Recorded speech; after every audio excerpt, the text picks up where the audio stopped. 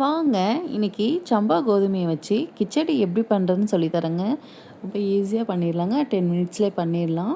சுவையாகவும் இருக்குங்க. என்ன சம்பா கோதுமையில் போயிட்டு கிச்சடியான்னு நினைக்காதீங்க. அவ்வளோ ஹெல்த்தியானதுங்க. அவ்வளோ டேஸ்டியாகவும் இருந்தது. அதே மாதிரி இன்றைக்கி நான் குக்கரில் தான் பண்ண போகிறேங்க. கிச்சடி போய் குக்கர்லையான்னு யோசிப்பீங்க. ஆமாங்க, அவ்வளோ ஒரு டேஸ்ட்டாக இருந்ததுங்க. குலையாமல் வந்ததுங்க. எப்படி பண்ணுறதுன்னு சொல்கிறேங்க. நான் செய்கிற இதே பக்குவத்தில் இதே தண்ணி லெவல் எல்லாமே பார்த்துக்குங்க. அதே மாதிரி நீங்கள் பண்ணி பாருங்கள். என்னோடய வீடியோ பார்க்குறதுக்கு முன்னாடி என்னோடய வீடியோவை சப்ஸ்கிரைப் பண்ணிடுங்க, லைக் பண்ணிடுங்க. தொடர்ந்து சப்போர்ட் கொடுங்க. ஷார்ட்ஸும் நிறையா போடுறேங்க நான். நீங்கள் எனக்கு சப்ஸ்கிரைப் பண்ணிங்கன்னா உங்களுக்கு என்னோடய ஷார்ட்ஸ் எல்லாமே வருங்க. இன்றைக்கி நான் என்ன பண்ணியிருக்கேன்னா, குக்கர் வச்சுக்கலாங்க. வச்சுட்டு இதுக்கு என்னென்ன தேவைன்னா, ஸ்பைசஸ் எல்லாமே ஃபஸ்ட்டு சேர்த்திடலாங்க. பட்டை, கிராம்பு, பிரிஞ்சி இலை, அன்னாச்சி பூ எல்லாம் சேர்த்திருக்கேன். பெரிய வெங்காயம் 2 நல்லா நீள வாக்கில் கட் பண்ணி அதையும் சேர்த்திருக்கேங்க. ஒரு 3 பச்சை மிளகாய் சேர்த்திருக்கேன். இது 1 கப் அளவு தான் நான் ரவை எடுத்துருக்கேங்க. அதுக்கு தான் இந்த அளவெல்லாம் சொல்லிகிட்ருக்கேன். இஞ்சி பூண்டு பேஸ்ட் 1 ஸ்பூன் அளவுக்கு அரைச்சி சேர்த்துடலாங்க. பச்சை வாடை போகிற அளவுக்கு நல்லா வதக்கிக்கலாம்.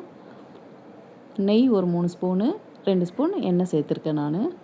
இப்போ காய்கறிகளை சேர்த்துடலாங்க. பச்சை பட்டாணி வேக வச்சு சேர்த்துருக்கேங்க.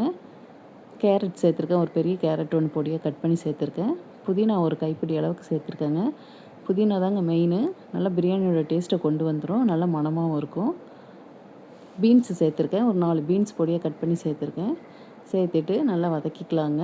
வெங்காயம் காய்கறிலாம் நல்லா வதங்கட்டுங்க. ஒரு சின்ன தக்காளி ஒன்று கட் பண்ணி போட்டிருக்கேங்க. தக்காளி ஜாஸ்தி வேண்டாம், நல்லா இருக்காது. ஒரு சின்ன தக்காளி ஃப்ளேவருக்கு போட்டிருக்கேன், அவ்வளோதான். 1 கப்பு ரவை எடுத்தோமா, 1 கப்பு ரவைக்கு 4 கப்பு தண்ணி சேர்த்துருக்குறேங்க. 4 கப்பு கரெக்டாக இருக்குங்க. 4 கப்பு சேர்த்திட்டு இது நல்லா இப்போ பார்த்தீங்கன்னா கொதிக்க விடணும். நம்ம ஒரு கொதி வரட்டுங்க. தேவையான அளவுக்கு சால்ட் சேர்த்திடலாம். சேர்த்திட்டு நல்லா கொதிக்கட்டும். இந்த அளவுக்கு கொதித்த உடனே 1 கப்பு அளவுக்கு சம்பா கோதுமையை நான் சேர்த்திருக்கேங்க. கோதுமை ரவையை சேர்த்திட்டு ஒரு கிளறிடலாங்க. இந்த அளவுக்கு கிளறிட்டு குக்கர் மூடி போட்டுடலாம். குக்கர் மூடி போட்டுட்டு ஒரு 4 விசில் விட்டு எடுத்துருங்க. நல்லா ஹை ஃப்ளேம்லேயே வச்சு செஞ்சுக்குங்க. 4 விசில் வந்த உடனே நான் கேஸில் ரிலீஸ் ஆன உடனே உங்களுக்கு எடுத்து காட்டுறேன் பாருங்கள். ப்ரெஷர் ரிலீஸ் ஆகிடுச்சிங்க. இங்கே பாருங்கள், ஓப்பன் பண்ணிட்டேன் குக்கரை. நல்லா எவ்வளோ பொலிவாக வந்திருக்கு பாருங்கள். குக்கரில் ஒட்டாமல் வந்திருக்கு பாருங்கள். வயசானவங்களுக்கு, குழந்தைங்களுக்குலாம் பண்ணி கொடுக்கலாங்க. ரொம்ப டேஸ்டியாகவும் இருக்குங்க. பிரியாணியோட டேஸ்ட்டில் இருக்குங்க. கோதுமை ரவையில் கிச்சடி செம்ம டேஸ்ட்டுங்க. அதுலேயும் குக்கரில் பண்ணுறனால 10 மினிட்ஸ்லேயே நம்ம பண்ணிட்டோங்க. இதுக்கு சைடிஷ்ஷாக தேங்காய் சட்னி வச்சு சாப்பிடுங்க. அவ்வளோ டேஸ்ட்டாக இருக்குங்க. கடைசியில் கொத்தமல்லி தழையும் தூவிட்டேங்க. குழந்தைங்களுக்கு வச்சு கொடுங்க. ஸ்கூலுக்கு போகிறதுக்கெலாம் டக்குன்னு நம்ம செஞ்சு கொடுக்கணும். இந்த மாதிரி பண்ணி கொடுக்கலாங்க. நல்லா ஹெல்த்தியானதும் கூட.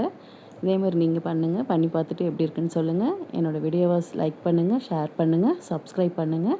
தொடர்ந்து சப்போர்ட் பண்ணுங்கள். ஷார்ட்ஸ் எல்லாம் நிறையா போட்டுட்ருக்கேங்க. என்னோடய வீடியோ பிடிச்சிருந்தா லைக் பண்ணுங்கள்.